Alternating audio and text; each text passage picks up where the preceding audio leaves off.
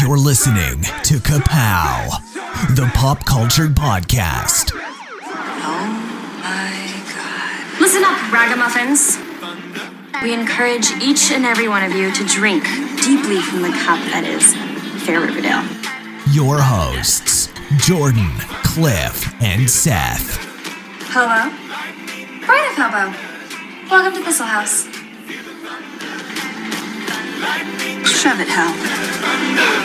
All right, you know what that sound means. All right, now let's make some down. Or maybe you don't. It's been a while. Actually, that kind of But tracks. that is our opening to Riverdale. We're going to talk to Dale tonight for the first time in ages. My name is Jordan Lowe. Cliff Barnes. I'm Seth. And I haven't watched a Riverdale episode in a year. They're just waiting there for us. Oh, I almost had my 1 year coin. Archie's Anonymous. Archie's Anonymous.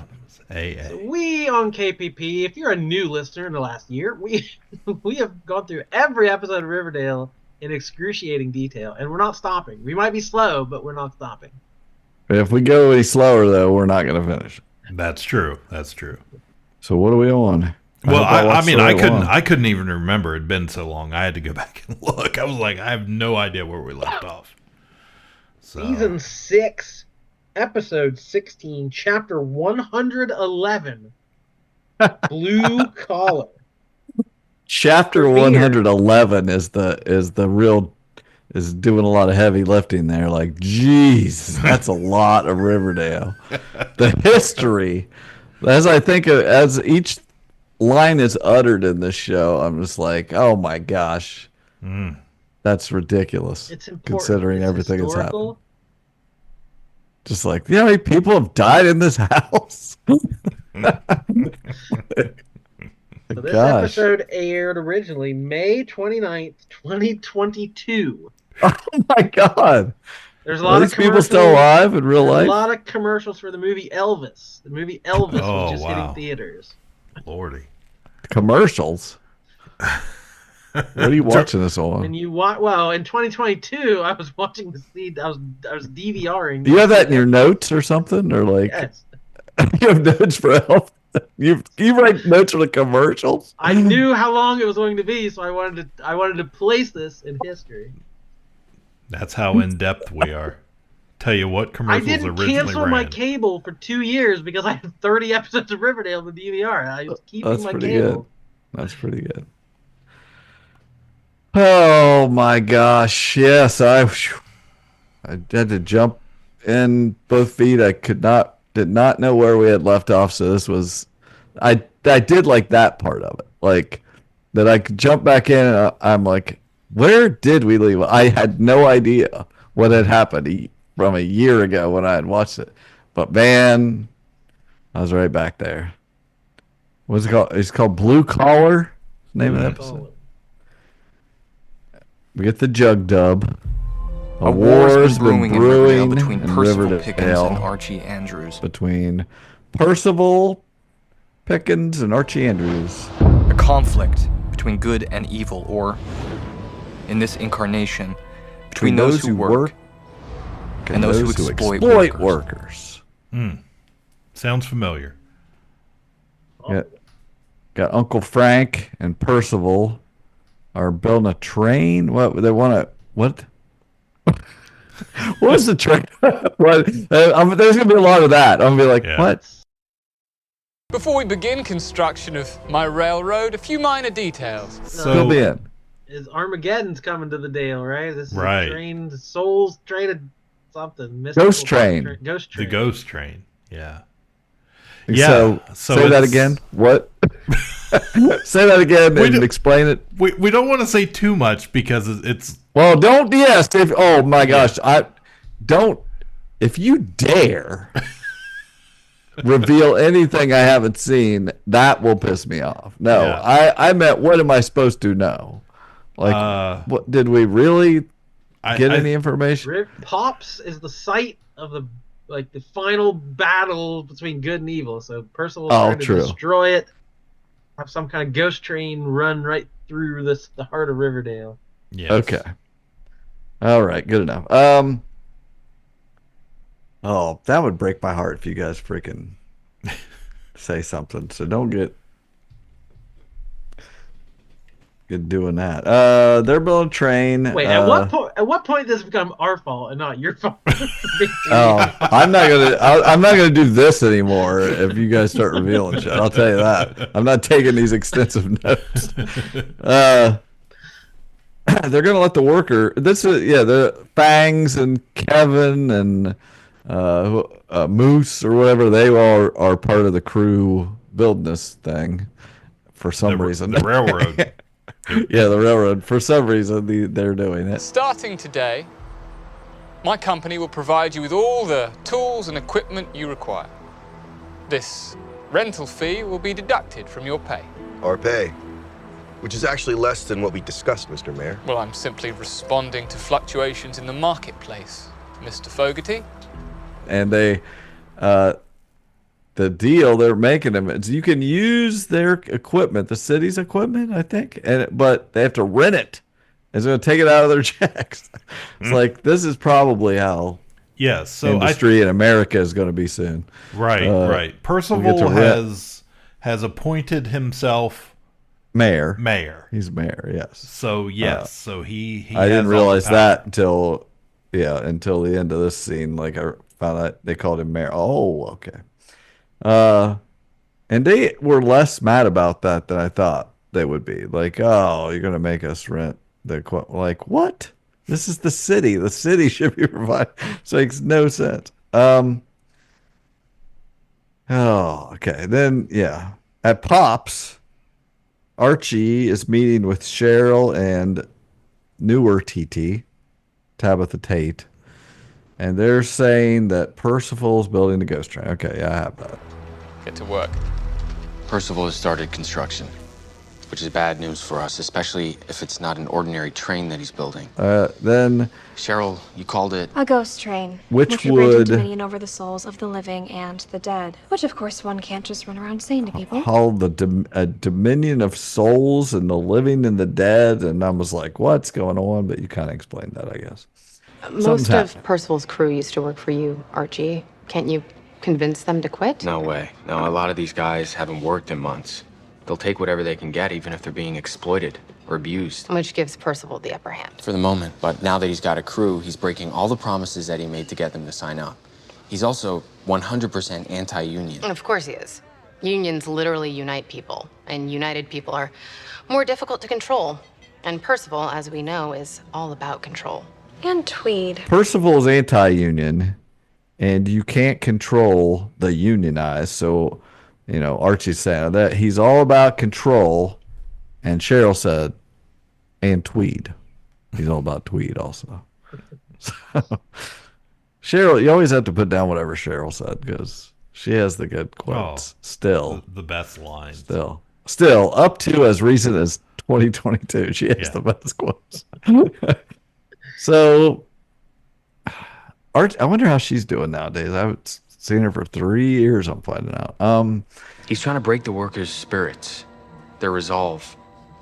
A lot of these guys have spent most of their lives working union jobs. I mean, if I can do some good old-fashioned agitating, remind them that Percival's values are the exact opposite of their own, that he doesn't care about them, we might be able to get them to vote to unionize. So that instead of quitting, the workers would strike. Work on the railway would stop. And once again, we're in a battle for the town's soul. What exactly can I do? Sing Bruce Springsteen covers? No, thank you. Dua Lipa or bust. So Archie's gonna do what he does best: agitate me. And Cheryl wants to help, but she's not gonna get on top of Pops and sing Bruce Springsteen or anything. Maybe cover Dua Lipa. But I would take a screenshot of that. Yeah. Or a picture of, I wouldn't take a screenshot. I'd take a picture of my TV. Yes. That's like the kids do nowadays.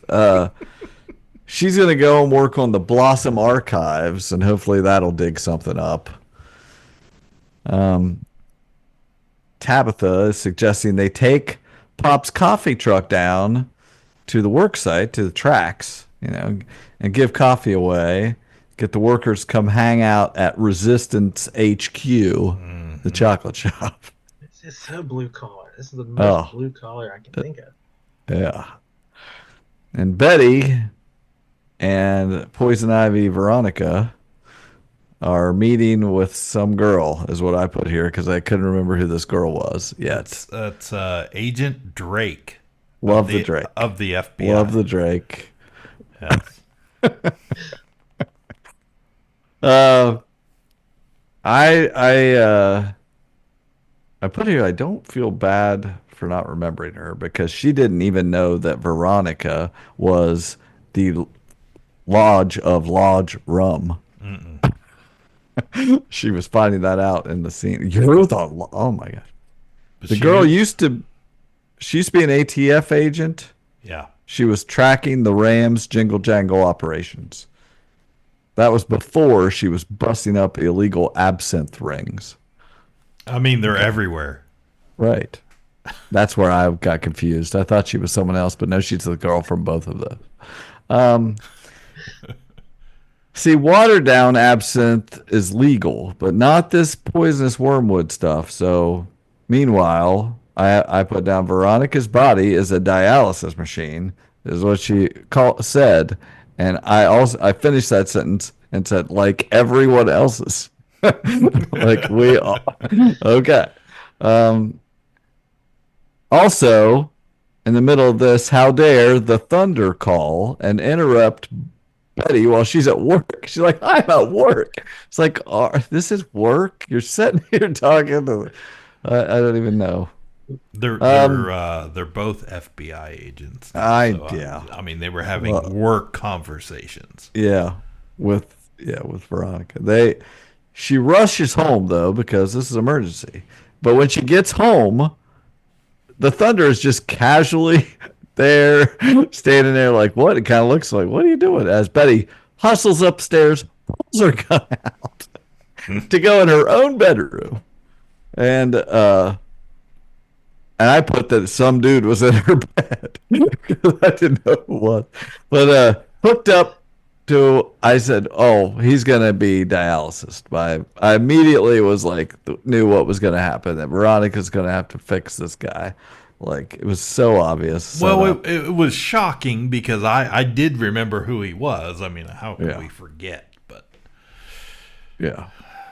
Charles, her brother. Her brother. Charles. Yes. I get my Charleses mixed up. Well, we had Chick, and then we had Charles, and then Chick, Charles, Chick and Charles. Chickens. Yes, sure. So Charles is he the FBI? He's in the FBI. He was in Charles the FBI. Is in charge. Okay. But he, if you remember, he had the serial our killer. Dales and our nights. He had the serial killer gene, and then he was a murderer. They found out he was a serial killer along with Chick, the fake Charles. Both Charleses. I didn't even recognize Moose. We were at Kevin's house, and I put maybe Moose is asking him about this expensive house he's living in. She says Percival is helping to pay. He's helping to pay for the house, but charging for equipment. I don't understand. All I know is I know why this house is expensive, because and it's dangerous. Like I was so fixated on this. They had to have done this on purpose. Like this, you know who would have loved this house? Cliff. Who would have loved this house? I'll give you a hint. We saw him last winter. We saw and we were yelling. Mr. Chipping. Yes, Mr. Chipping. Yes, Kevin's house has stained glass windows. The window, yes. He literally has, his windows are stained glass in this house. And I was like, man, somebody's going to jump out this freaking window any second. I was so excited. Yes. Those are highly sought after in Riverdale because so many get broke. Yeah, right. I mean, that's how I'd go.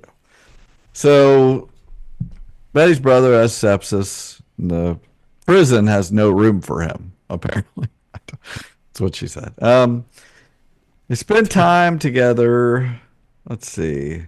some of these notes. I don't know. Back in 49. Okay, the Riverdale miners back in 49. We're talking about, and they're having an open mic night. Where were they having an open mic night? Was that it? The White Worm? Maybe, I don't know. I don't remember. But at Mantle Motors, we see Percival is looking at Jughead's comics or somebody's comics, and they are Reggie comics. Yeah, so he is in Reggie's head.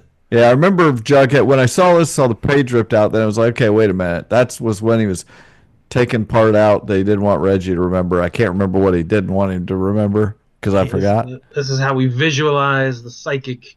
Yes. Yeah. Being in someone's mind is looking through their back issue collection. So that's how I've always pictured it anyway. So this works for me. That tracks. Actually, that kind of tracks. He discovers that Jughead stole Cheekbone's memory. So Reggie wants him to teach him magic. They're at the Curiosity Shop, Needful Things or whatever. I don't know what it's called there. What is the name of it? It's just called the Curiosity Shop. Okay. Very original, yes. That's stupid. Reggie wants Percival to teach him magic. We're correct, Reggie. Mr. Jones certainly stole a memory from you. His psychic fingerprints were all over your mind. Yeah, it's like an itch I can't scratch, and it's driving me crazy. I must admit, I underestimated Mr. Jones' powers. It may be that he's a more formidable threat than I had originally anticipated. Hey, you said you were going to teach me magic. When's that going to happen? So you teach me some magic. It's like, okay, well, he's a wizard. Gets out what I thought was a magic box. Pranks you could pull if you knew magic. Oh man, hilarious! You'd be unstoppable. He gets out a box. I'm like, oh, this is a big freaking magic set he's going to show him. No, it's a la Jason. It's a doll. It's a ventriloquist dummy of Reggie. Is that me? It's a totem. Something to teach you one of the oldest arts of deception. So hey, I was like, hey, dummy. I was like, it's like this could have been the greatest thing ever. Like, yeah, I was really excited about it. And so far, this episode, I never saw the dummy again anywhere. Like, I assumed they were, in retrospect, now I'm thinking about it, I guess the dummy was just to help him practice throwing his voice or something. That's what it was. But like, I was with you. I was waiting for him to pull the dummy out. Where's the dummy? Yeah. We never saw it again. Yeah. He says he wants him to learn how to throw his voice. Right. So he can distract Jughead while Pickens gets into his mind. So ventriloquism. Tomorrow, during Jughead's act, you're going to distract him by throwing your voice. Meanwhile, I'm going to sneak into his mind and open the floodgates, as it were. Hopefully do some damage. Not enough to kill him, but certainly enough to incapacitate him. Meanwhile, Archie's trying to start a union. Veronica's trying to create a new, not-so-toxic absinthe. And so she's got the wormwood or whatever she gets at some point. I don't know if it was at this point in the episode, but at some point, she's just holding it, squeezing it, and concentrating. I was like, what the fuck? They never referenced that again, but that was stupid. Betty asks Charles about Chick, and then chuckles. It even said, I have the captions on. She chuckles laughing, said, did you guys ever get married? It's like, that was kind of rude. like, what are you laughing at them? Like, he said, well, I haven't seen him since the prison escape from Shankshaw. Appreciate that reference. Which I love. Cheryl's witch training. You know, she's been witch training with her girlfriend. Heather. What's her? Heather, okay. Heather. But that's on hold because they're doing this Blossom, investigation. And they find some notes about the Malleus Maleficarum. So, and that, Percival's might have it. So they got to go to the curiosity shop, and that obviously Percival is an evil sorcerer. That's what they said. And so they got to go to the curiosity shop, which is a virtual treasure trove of arcane artifacts and esoterica. It's like, so yeah, we got to go. Anyway, Heather's going to teach Cheryl a spell to be unseeable. Unseeable. Yeah. Cannot be seen. Not invisibility. Unseeable. That'd have to be a heck of a spell because Cheryl's unmissable. I agree. I could still see her.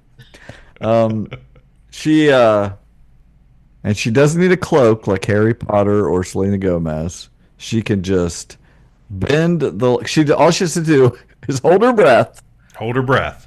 And concentrate on the spell words in her head. And I wanted to hear the spell in her head. I wanted to hear her saying it, but we did not get that. And she can bend the light spectrum around her so that she can't be seen. Veronica shows up while they're doing this and miffs Cheryl. She's like, anything you have to say is less interesting than what we're doing. I guarantee it. And I agree. So she shows up wanting the wormwood and recipe or something, and Cheryl says, fine, wait here, Spider-Woman. Which is good. Then Mayor Pickens tries to recruit Archie, but he's like, nah. And then at the Worm, Fangs, and the old TT, Tony Topaz, say they're serpents for life. They're talking to their lawyer or something. I don't know, but it's about the whole custody thing still with this stupid baby that somehow is not 15 by now.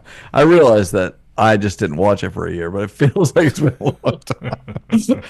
Anyway, they're servants for life. But they're rebranding the biker gang. The serpents are going from biker gang to political activists. Political activists. They're drinking Mountain Ranch beer, by the way. I did catch the bottle. Mountain Ranch beer. I always like to, go back here and get those. TT wants to get married, which wasn't she with Cheryl? Like, she's so many levels.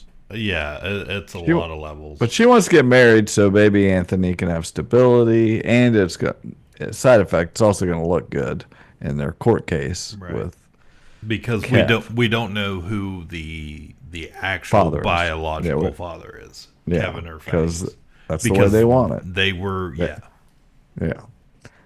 But it's a tired story that I couldn't care less about this baby. Jughead is blindfolded, reading minds at the is this the Bijou or what, or is it called something else? What's the name of the Veronica's Club casino? What's it called? Yeah. You guys think about Palladium. Palladium. It's not the Palladium, but I do have a ticket from going to a club at Myrtle Beach when I was just out of high school, and it was called the Palladium, and I think of it every time we bring that. Anyway, now this was my favorite part. This is one of the few notes I had written down. So this whole scheme of Reggie learning how to throw his voice, Jughead's blindfolded. Why did he have to throw his voice? Jughead can't see anything. He literally says he does it. Throws the voice. His mouth doesn't move at all because it's stupid. And Jughead takes his thing off and says, "Reggie, is that Reggie?" You had a whole doll and everything. You did not foresee him being blind. That was great. But anyway, Pickens couldn't get into his mind. There's a door locked, and there's pictures of his friends and stuff around it. He needs a talisman.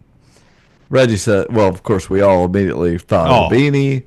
Reggie says, the beanie is in a time capsule. You will deliver it unto me, he said. Deliver the beanie unto me.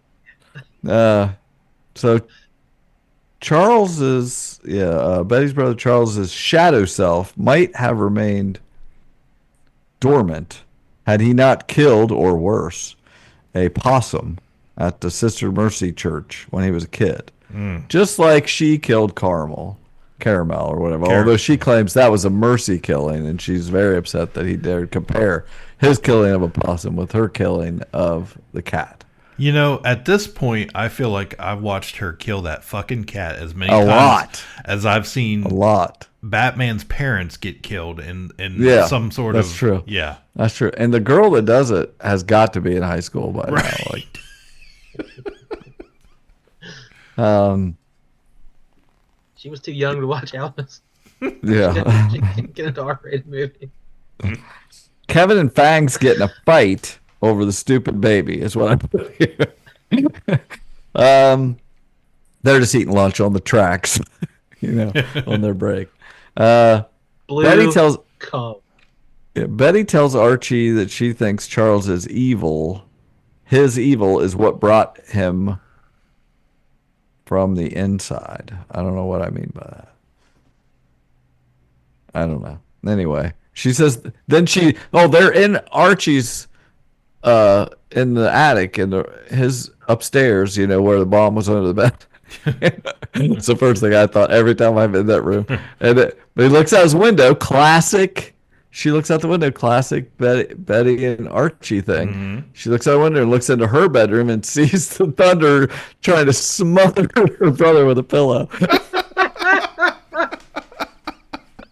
And I was 100% sure that she was going to run over there and she was just going to be fixing the pillow behind his head or whatever. But no, she was smothering with the pillow. And it's a mercy killing. Yeah, she stops her. I don't know why. So Cheryl says, methinks we should return to the Blossom archives to do anything to help Archie and his latest drab crusade. Moose points out Kev's. Oh no, I did skip a part. I take it back. So let me see. Cheryl did go. They did go to the curiosity shop. She held her breath to be invisible, and she steals the book. Right. I'm surprised that the sorcerer guy that can do everything else can't fucking see her, but he couldn't get in Jughead's head yet either. There's some limits to his power. Moose points out that Kev's being an a-hole. Maybe it's because he doesn't believe he's the real father, so he may want to admit that why he's doing this whole court case and everything. Pickens threatens Archie because one of the workers lost a foot today. Just casually mentions that. Oh, by the way, I later found out his name was Sal. Sal lost a foot today, and things might get worse if you don't stop agitating. Like, damn, lost a foot. That seems like a serious injury. Put it on ice right next to Svensson's finger. Right. It said step up there, yeah. But and that pig's heart. Pig lost heart. Braden Blossom and Paxton Pickens were miners or had to do with the miner strike in 49. Bracing, shocking stuff to do with as they wilt. That's what she said. Then we go back. Forsyth, the Fantastic, and apparently Zatanna are on stage. Like, she's got her top hat and everything. It's a great costume. Looks good. Pickens puts on the beanie and the jacket. Wedges open the door or something with the comic book. I don't even know what the hell he's doing. The floodgates are open, and now Jughead's hearing all the voices in the room in his head. It's driving him crazy, and he has to stop the show and leave. Britta is babysitting for baby Anthony, and old TT comes home. She probably wouldn't like me calling her old TT, but I'm going to. There's new TT and old TT. You don't want to be old. OGTT. OG. Yeah, she. You down with it? OTT.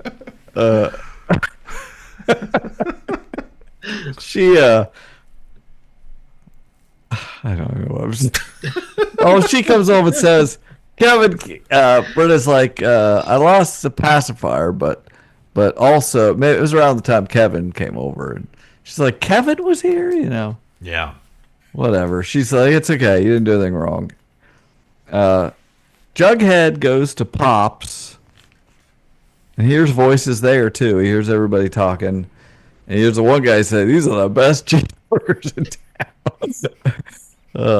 Cheeseburgers were 25 cents, too, in this episode. They made that. That's a hell of a deal. Like, that burger there was a lot of stuff on that plate. 25 cents seems like a great deal. I joined the union. So, obviously, it's dialysis time. Thanks, V. No problem, B. They talk. I like that when they call each other V and B. That was good. But Agent Drake, love the Drake. She's back, and Charles is scared of going to hell. He said he's scared. He doesn't want to die, so he's glad they're doing this. OTT goes and beats up Kevin in front of his boyfriend Moose. Oh, and brass gets the knuckles pacifier everything. with brass knuckles. So what? I mean, just think of that. I'm watching this. OTT goes in and punches Kevin in the face more than once with brass knuckles, and Moose just sits there, and it's to get a pacifier back. I was like, what is happening? Don't mess with Baby Anthony. I thought they weren't a biker gang anymore. They're freaking political activists. Now, I don't know about that. So she's a social worker. Yeah. This is how you do it in the Dale. If you ever come within 10 feet of my baby again, I'll throw you off this building. Or out your stained glass window is exactly what I thought. I was like, that's what's going to happen. Poor Sal lost his foot, and Pickens never even checked in on him. That's what new TT and Archie are telling at their little rallies they're having here. I love that all the blue collar workers, they all wear flannel. Every single one of them. Flannel, and they're in a some sort. It's a different color, but it's all the same. Yeah. That's the uniform. Archie's flannel army. Yeah. Now we will read the words of Great Grandpa Chickens Pickens from 1949. These ingrates must be stopped.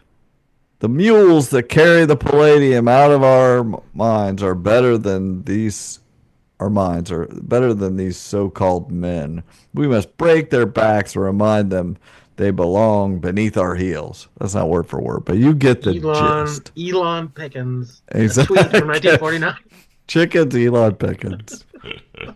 They should, yeah. He has literally tweeted his exact same word. Exactly right. Yeah. Fangs is shook. Fangs is like, his grandpa said that. Like, yeah. Hecate knows what other problems are coming, says Cheryl. Hecate. What's Hecate, Jordan? I feel like you should be telling us. Famous witch. Famous witch. Goddess. Famous witch. That's all you got. From what? Yeah. Like the goddess of witches or something. Oh, okay. There you go. That's good. It's good lore. OTT tells Fangs that not only are we not going to stop being a gang, but it's time to induct baby Anthony into the serpents ASAP.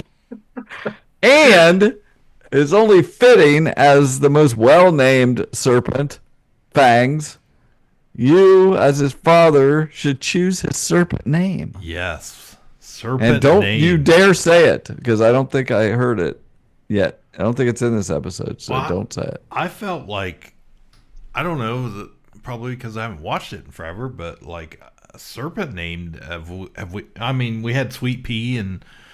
Yeah, it's a bummer. Baby Teeth's already taken. Yeah.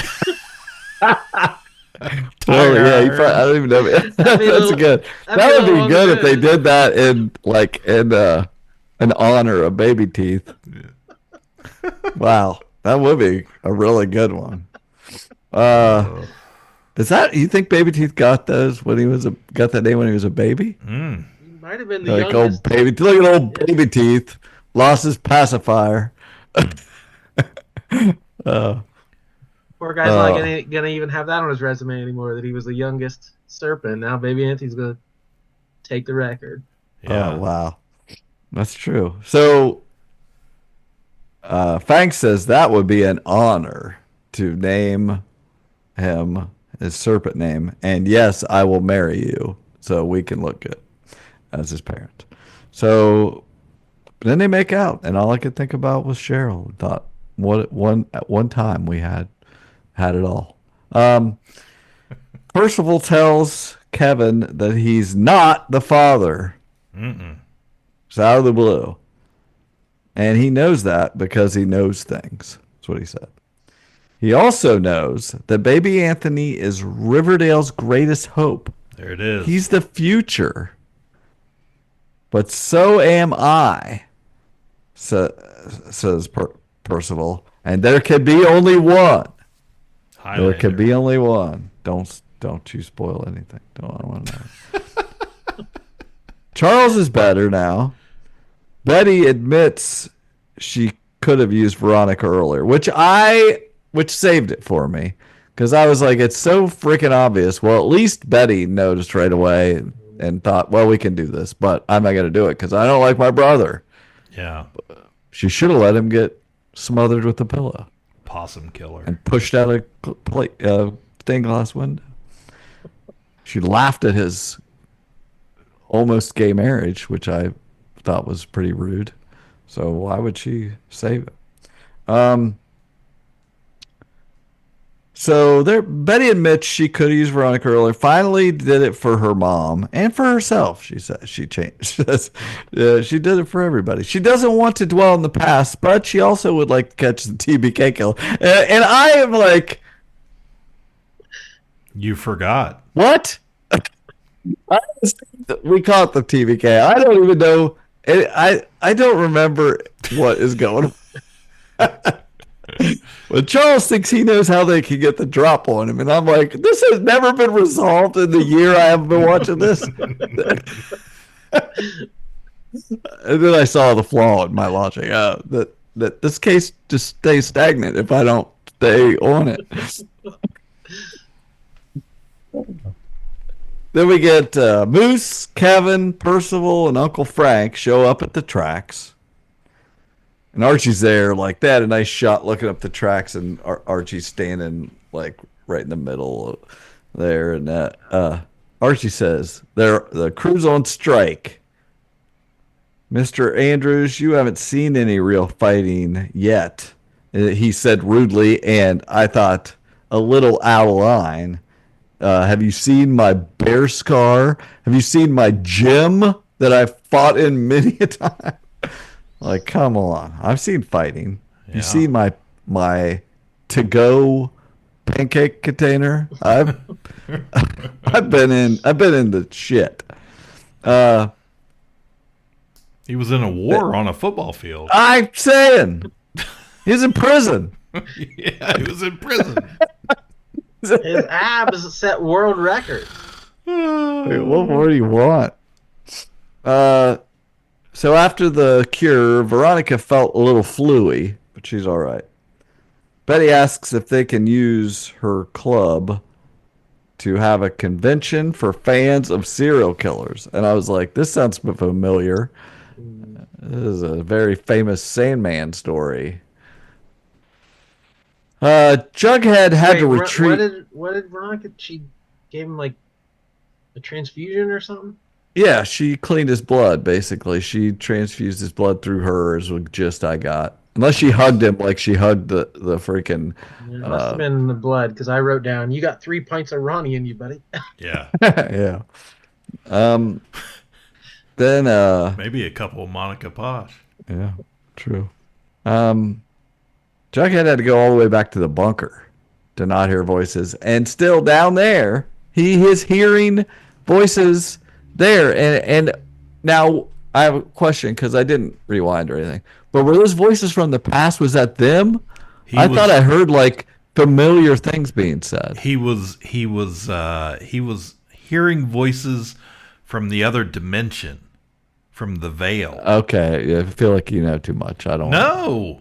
What's the other dimension? It was all stuff from past episodes, from Okay. the Veil episodes. Okay, that's on me. I don't know what you're talking about. When they were in Rivervale, not River. Oh, yeah. What were the quotes from? What was happening? Oh, I didn't. It was just random stuff. I didn't. And like you could hear the typewriter typing. Oh yeah, I heard that. Yeah, I got you. I just thought that was. I don't know. I remember him. He did write that. He was writing down there and at the typewriter. So I thought that's what it. Anyway, that's it. The Dale. Good episode. Yeah. Again, I probably said this a year ago. That was pretty good. I enjoyed that. I should watch another one. And we kind of glossed over an important fact that why did Kevin steal the pacifier? Oh, for DNA. He said he was there to Perlmutter baby Anthony. Yeah. Perlmutter.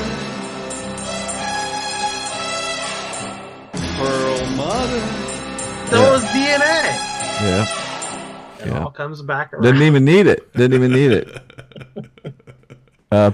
Pickens knew. He just knew things. He already knew. So just like Perlmutter just knows things. All evil villains are alike. So I hate that you guys already knows everything. I am so in my head. I'm thinking of like the next season. Even I'm like, wait, wasn't that? Oh no, that was a whole other thing. Yeah, definitely do yourself a favor and never rewatch as we go through this because I like this dynamic. I took a lot of notes. These next episodes. That's good enough. A lot of notes. That's good. Okay, that's the good dynamic. Cliff, you can rewatch, I guess, but because you kind of help me out. But Jordan, don't rewatch. I like this dynamic of. I never have, and I don't think I ever will. I never. I would re-listen to every one of our episodes before I rewatched it. I recently saw, as you should. I recently saw some interview with Betty, and she said something about Riverdale, how she's so far away from that. I was like, no, you're not. You're still there. You're still there. I haven't even got to the last season yet, so you can't escape. Yeah, we're getting toward the end of season 6 here. We've got 26 episodes left. Yeah, that's total. Yeah, 26 total. Oh man, my Netflix counted weird then or something. I still saw. How many are left in this season? I think this goes to 22. This 22. There's gee whiz. 4, 5, 6 left. Okay. Yeah, season 6 was pretty long. Yeah. I'm not quite sure how to help you with that. Okay, she can't help me. Okay. Yeah, I remember when I was watching it as it was happening, they were coming out, and it just felt like it took forever to get to the end. So. Well, I will keep on me. I'll watch another one. Maybe you might have to remind me. There's but I do want to. Remind me that I wanted to. Yeah, it's worth. It's worth. I'm into it. I'm into it. It's just I just know that I have to prepare these notes, so that's the one thing that stops me from just sitting down and watching an episode. But it's not that bad. I can do it. Yeah, I'll watch another one. I need to do it quick because next month is there's 800 shows coming out. It's crazy. All right, we can do that. We'll be back at some point with more Dale. That's the KPP promise. The Dale. This one gets people should be excited that they're getting a new Dale recap from something they watched a long time ago or never watched. People are going to clamor to this. I finally need to hear what happened. This comes across your YouTube feed, and you're like, wait, what are they talking about? Riverdale. Season 6. How random. Yeah, how random. Somebody that started listening, those people at CBS have never heard us talk about the Dale. Yes. They're like, why would they start here? If you were in line at a drugstore talking about our podcast, please reach out and let us know who you are, how you heard about us, and what you're doing talking about us in public. We would love to know because our ears are burning. So we heard someone was talking about us in public. pretty amazing. Someone that isn't related to any of us, which is the weirdest part. Yes. Yeah. A real life listener. Anyway, yeah, speak up. So we will be back shortly with a very fun episode. We haven't done a bracket in a while, guys, and we got one coming your way that's setting up to be a pretty fun topic. So we hope you will join us for that, and we will be back shortly. My name is Jordan Lowe. Cliff Barnes. I'm Seth. Bye forever. Can't wait to hear what Baby Anthony's name is, because I'm sick of the name Baby Anthony. Oh, I know. Yeah, so don't tell me. Don't spoil it. I'm going to start thinking of guesses. Okay. Baby Does teeth he have to is get good, a tattoo? Don't you have to be tattooed? Tattoo. Can you give They a could baby start a calling tattoo? him Tony also. It could be Tony. What's Fangs Fogarty. Tony Toothless. Toothless Tony. Toothless Tony, yeah. Well, it's Fangs Fogarty, so now then he's the dad, assumingly. If Kevin's not, then Fangs has got to be the dad. Otherwise, it's Cheryl. Right. So which would have been pretty cool. That would have been awesome. That would have been pretty sapphic. Sapphic, baby sapphic. Yes. I can't wait. Can't wait to find out. That's going to get me to watch the next episode just in hopes that they name the baby. We have to name the baby. Ka-Pow, the Pop Cultured Podcast, is intended for entertainment and informational purposes only. Sounds, music, and clips played during the podcast are property of copyright holders. All original content is property of Ka-Pow, the Pop Cultured Podcast. If you enjoyed this episode, please subscribe and leave a comment.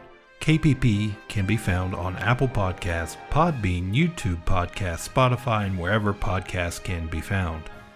You can connect with us through social media on Facebook, YouTube, or email Ka-Pow, the Pop Cultured Podcast @gmail.com.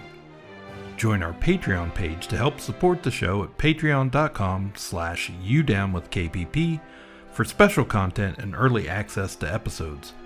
We are grateful to anyone who chooses to contribute. Most of our content will remain free, so please click the thumbs up, like, share, and ask your friends. You down with KPP?